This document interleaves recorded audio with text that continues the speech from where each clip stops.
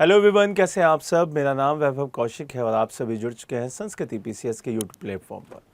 चलिए, आज हम बात करेंगे अयोध्या के सेकंड पार्ट की, क्योंकि हमने अयोध्या के अंदर अंबेडकर नगर और अयोध्या के बारे में पढ़ लिया था। अब बात करने वाले हैं अमेठी, बाराबंकी और सुल्तानपुर। ये दोनों हमारे हो चुके हैं। जिन लोगों ने वो वीडियो देख ली है तो वो अब इससे आगे कंटिन्यू करिएगा, और अगर किसी ने वो वीडियो नहीं देखी है तो वो प्लेलिस्ट में जाकर उन दोनों की क्लास भी देख लीजिएगा। ठीक है, चलिए स्टार्ट करते हैं अमेठी से। अगर हम अमेठी की लोकेशन देखें तो आपको अमेठी की लोकेशन दिखाई दे रही होगी। अब यहाँ से इसके बारे में थोड़ा सा पढ़ना शुरू करते हैं। जो इम्पोर्टेंट चीज़ें हैं उन्हीं को हमें याद करना है। ज़्यादा डिटेल में अगर आपको याद करने का मन है तो ये पीडीएफ आप लोगों को टेलीग्राम पे मिल जाती है, आप आराम से याद कर लीजिएगा। ठीक है, देखो सबसे इम्पोर्टेंट चीज़ क्या है कि मुख्यालय क्या है। कई बार मुख्यालय पूछ लेता है, तो अमेठी का जो मुख्यालय है वो है गौरीगंज। कौन सा है भाई? गौरीगंज।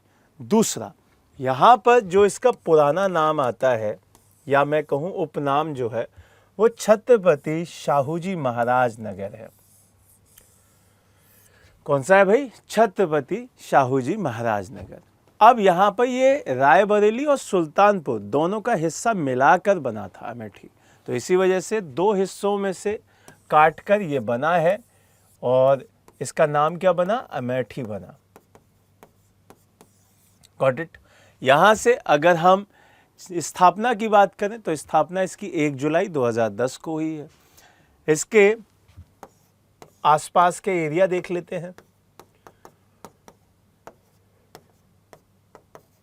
देखो, नॉर्थ की अगर मैं बात करूं कि नॉर्थ में कौन आता है तो बाराबंकी और फैजाबाद आता है। अगर मैं दक्षिण की बात करूं, साउथ की, तो यहां पे प्रतापगढ़ आता है।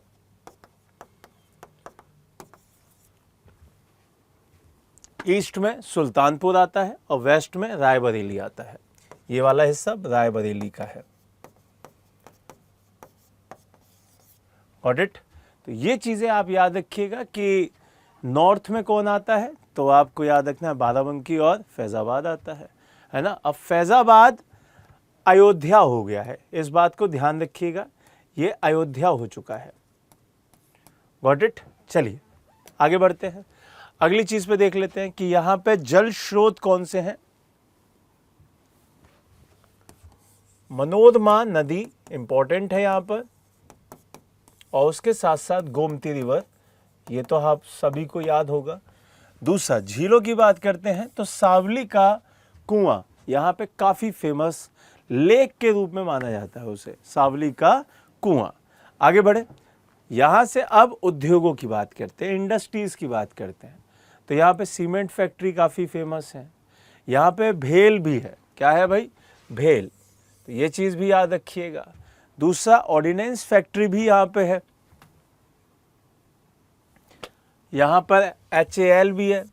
यहाँ पे स्टील अथॉरिटी ऑफ इंडिया भी है। तो ये चीज़ भी याद रखनी है, क्योंकि आपको पता होगा कि जो हमारी पूर्व सरकार रही है कांग्रेस, उसका गढ़ रहा है ये, तो इसी वजह से यहाँ पे कई सारी इंडस्ट्रीज़ हैं। अब यहाँ से आपको ध्यान रखना है कि फर्टिलाइज़र कंपनीज़ भी हैं यहाँ पे, कई सारे इलेक्ट्रॉनिक उद्योग भी हैं यहाँ पर। तो इस वजह से ये बहुत ज़्यादा फेमस एरिया रहा है। अगर मैं बात करूं कि वन डिस्ट्रिक्ट वन प्रोडक्ट में क्या आता है यहाँ पर, तो यहाँ पर वन डिस्ट्रिक्ट वन प्रोडक्ट में मूंज उत्पाद आता है। क्या आता है भाई? मूंज उत्पाद। चलिए प्रशासनिक इकाई की बात कर लेते हैं कि वहाँ पे कितनी सीटें हैं।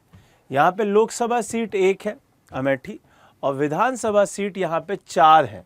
आपका एक तो जगदीशपुर पड़ता है, गौरीगंज, तिलोई, अमेठी, ये 4 यहाँ पे विधानसभा सीट है। एक आपकी लोकसभा सीट है जो कि आपकी कौन सी है? आपकी अमेठी है। बात करते हैं यहाँ पे टोटल जनसंख्या की। तो जनसंख्या आपको याद रखनी है कि 1867 यहाँ की टोटल जनसंख्या है। अगर मैं टोटल साक्षरता दर की बात करूं तो 64.3 है, और जनसंख्या घनत्व की बात करूं तो 610 क्या है? जनसंख्या घनत्व है।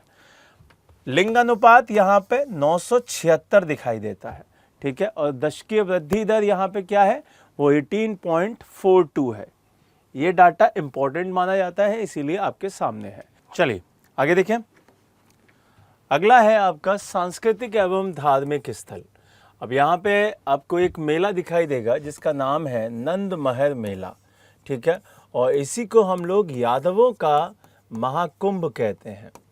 अगर कोई यादव बच्चा देख रहा हो तो बिल्कुल भी ये नहीं सोचना कि मैं कह रहा हूँ, ठीक है। इसे हम लोग यादव वंश का क्या कहते हैं भाई, महाकुंभ कहते हैं। अगर दर्शनीय स्थल की बात करें तो यहाँ पे टीकर माफी आश्रम है, यहाँ पर ही आपका कालीकंद धाम दिखाई देता है, यहीं पर आपको सतखंड दिखाई देता है, यहीं पे आपको अहोर बन भवानी दिखाई देता है, ठीक है। और सबसे इम्पोर्टेंट, कई बार पेपर में पूछा गया है, मलिक मोहम्मद जायसी की मज़ार कहाँ पे है, तो वो भी अमेठी में ही दिखाई देती है। क्लियर है ये बात। चलिए आगे बढ़ते हैं और दूसरा देखते हैं जो कि हमारा इस मंडल का क्या है, चौथा है, और वो क्या है, बाराबंकी। क्या नाम है भाई, बाराबंकी। अब बहुत सारे लोग समझते हैं कि ये तो बिल्कुल लखनऊ के साथ लगा हुआ है, तो क्या ये लखनऊ में नहीं आता, तो नहीं आता है। ये किस में आता है, ये आपका अयोध्या में आता है, ठीक है। तो बाराबंकी आपको ध्यान रखना है, ये अयोध्या में आता है, ठीक।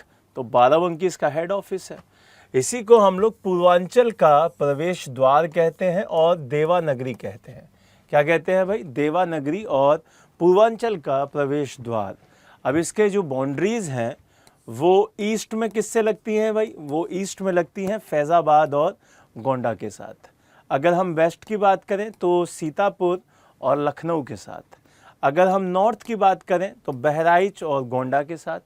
और साउथ की बात करें तो अमेठी और रायबरेली के साथ। तो इसके उत्तर, पूरब, पश्चिम, दक्षिण, यहाँ पे ये इसके जो डिस्ट्रिक्ट हैं वो लगते हैं। अब आगे बात करूँ इतिहास की, तो इसका प्रारंभिक जो नाम है वो बरहा भगवान से जुड़ा हुआ है, ठीक है। बनहैया आपको इसका नाम दिखाई देगा, क्या दिखेगा, बनहैया। तो ये इसका पुराना नाम है जो बरहा अवतार से जुड़ा हुआ है। दूसरा, यहाँ पे 1030 में सैयद सलार मसूद ने हमला किया था, तो ये बात भी आपको ध्यान रखनी है। और एक व्यक्ति है जिनका जन्म यहाँ पे हुआ था, सूफी संत हाजी वारिश अली शाह। तो हाजी वारिश अली शाह जी की भी जो जन्म स्थली है वो कौन सी है, वो आपका बाराबंकी है। क्लियर है ये बात। चलिए आगे बढ़ते हैं। यहाँ पे नदी को देख लेते हैं कि यहाँ घग्गर, गोमती और कल्याणी, ये तीनों नदियाँ दिखाई दे जाती हैं। दूसरा, यहाँ पे बगहर झील दिखाई देगी। और परियोजनाओं में शारदा नहर, शारदा की सहायक परियोजना जो है वो यहाँ पे दिखाई दे जाएंगी। आगे बात करें उद्योगों की, इंडस्ट्रीज़ की बात करें तो यहाँ पे आपको बोतलों का उद्योग दिख जाएगा, खाद्य प्रसंस्करण दिख जाएगा, मेंथा दिख जाएगा, चीनी उद्योग दिख जाएंगे। ये सारे के सारे यहाँ पे उद्योग दिखाई देंगे।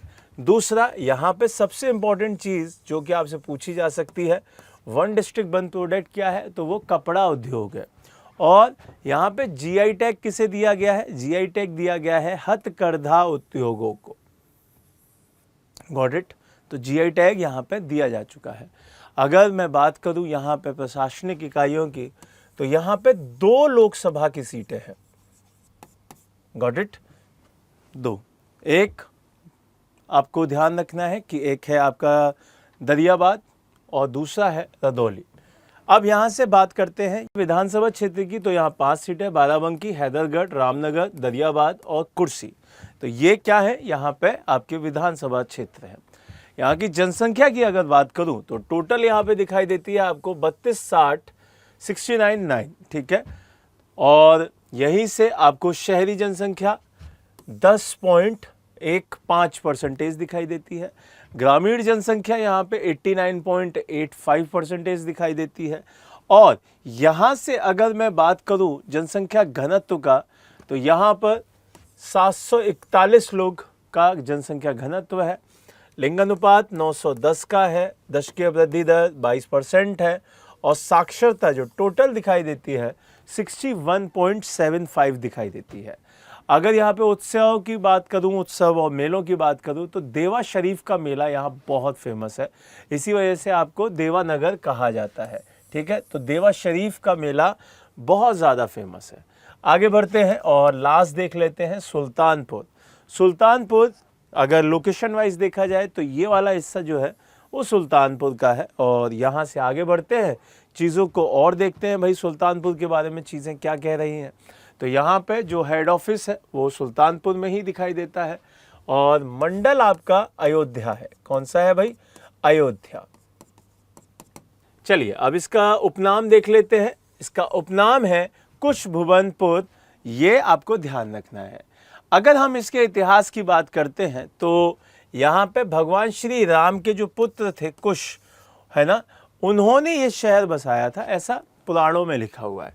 और चीनी यात्री ह्वेंशॉन ने भी इसे क्या कहा है? कुशपुर ही कहा है। तो उनकी किताब में भी, जो चीनी यात्री था उसकी किताब में भी यहाँ पर आपको कुशपुर ही दिखाई देगा। गौतम बुद्ध ने यहाँ पे 6 महीने तपस्या की थी, ये बात भी मिलती है। और अलाउद्दीन खिलजी ने इसका नाम बदलते क्या कर दिया था? सुल्तानपुर कर दिया था। क्या कर दिया था भाई? सुल्तानपुर कर दिया था। तो ये आपको ध्यान रखनी है। अगर हम इसके क्षेत्रफल की बात करें तो 2673 वर्ग किलोमीटर इसका एरिया है।